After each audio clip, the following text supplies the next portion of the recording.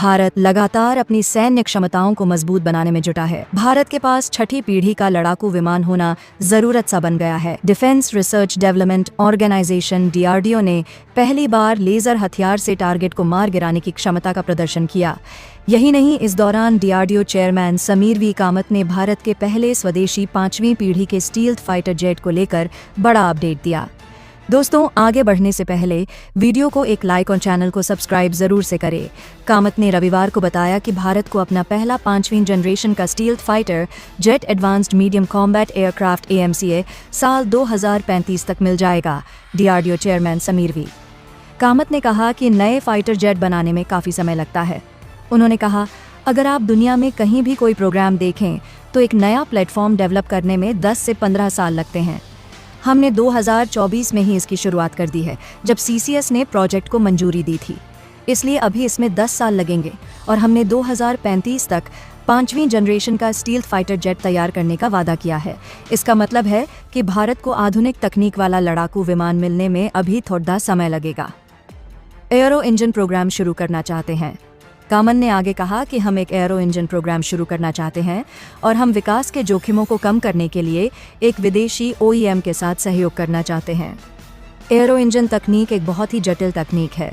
हालांकि हमने कावेरी से बहुत कुछ सीखा है। कावेरी एक 4th जनरेशन का इंजन था। कामत ने कहा कि वर्तमान इंजन तकनीक 6th जनरेशन में चली गई है। इसलिए हम जोखिमों को कम करने के साथ साथ विकास के समय को कम करने के लिए विदेशी OEM के साथ काम करना चाहते हैं। उम्मीद है कि अगले कुछ महीनों में हमें इस पर कुछ अच्छी खबर मिलेगी। इसका मतलब है कि भारत अपने लड़ाकू विमानों के लिए इंजन बनाने में विदेशी कंपनियों के साथ मिलकर काम करेगा। इससे इंजन बनाने में लगने वाला समय और खतरा कम हो जाएगा। कामत ने इस दौरान कई दूसरे महत्वपूर्ण प्रोजेक्ट्स के बारे में भी बात की, जो इस साल पूरे होने वाले हैं। उन्होंने कहा कि ऐसे कई प्रोजेक्ट हैं जो अब पूरे होने की ओर बढ़ रहे हैं। अगले 6 महीने से 1 साल में कई सिस्टम को शामिल होते हुए देखेंगे। VA-SHORAD MPATGM हमारे पास LCA Mark II है, जो अपनी पहली उड़ान भरेगा। इसलिए ऐसे कई सिस्टम हैं जो अब पूरे होने की ओर बढ़ रहे हैं और अगले 6 महीने से 1 साल में आप उनमें से कई को शामिल होते हुए देखेंगे। इसका मतलब है कि भारत जल्द ही कई नए हथियार और रक्षा उपकरण हासिल करेगा। DRDO चेयरमैन ने ये जानकारी पहली बार 30 किलोवाट लेजर आधारित हथियार प्रणाली का इस्तेमाल करने के दौरान दी। लेजर बेस्ड वीपन के जरिए फिक्स्ड विंग विमान, मिसाइलें और ड्रोनों को बेअसर करने की क्षमता का प्रदर्शन किया गया।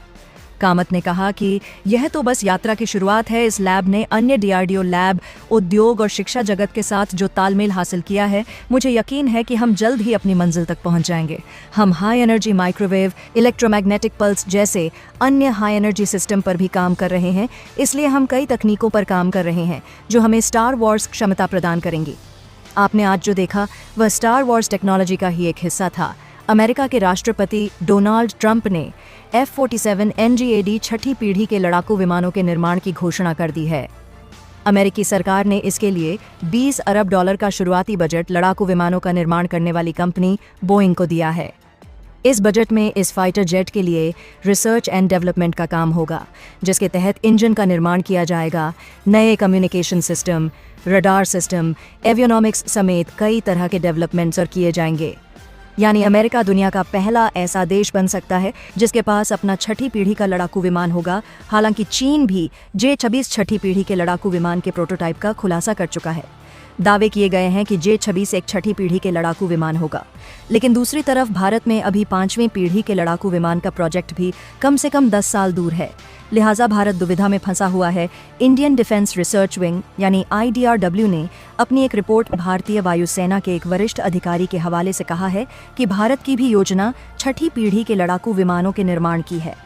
अधिकारी ने नाम नहीं बताने की शर्त पर खुलासा किया है कि छठी पीढ़ी के लड़ाकू विमानों के निर्माण की योजना भारत के रणनीतिक बदलाव को दर्शाता है। हालांकि एयरफोर्स के अधिकारी ने यह भी बताया कि इस तरह के एडवांस विमान बनाने की किसी भी योजना के लिए नए सिरे से डिज़ाइन की आवश्यकता होगी और फिलहाल भारत की क्षमताओं के हिसाब से एक बहुत बड़ी छलांग होगी।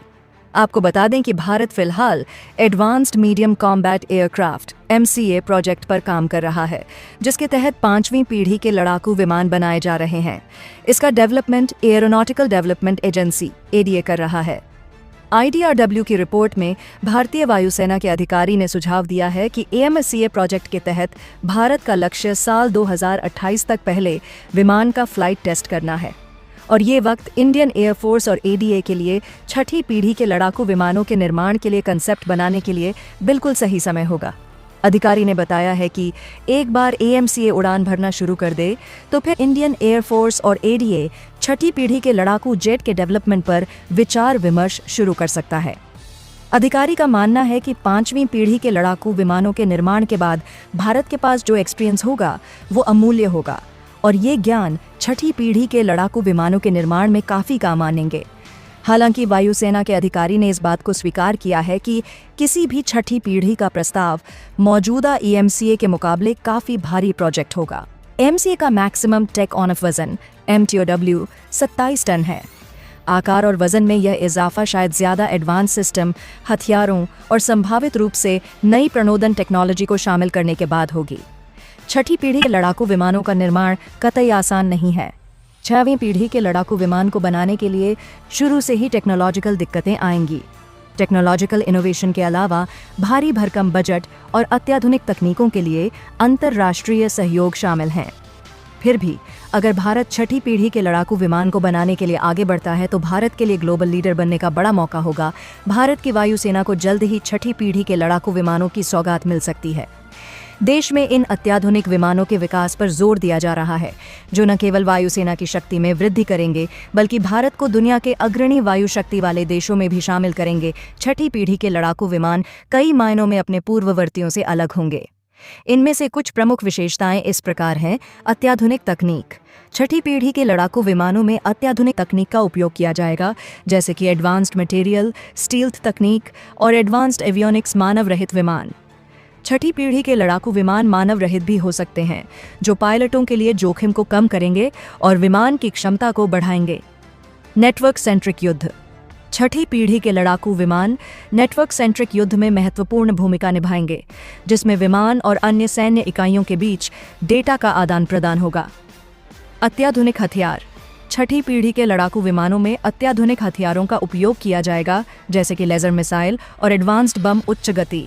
छठी पीढ़ी के लड़ाकू विमान उच्च गति से उड़ान भरने में सक्षम होंगे, जो उन्हें दुश्मन के विमानों से आगे रखेगा।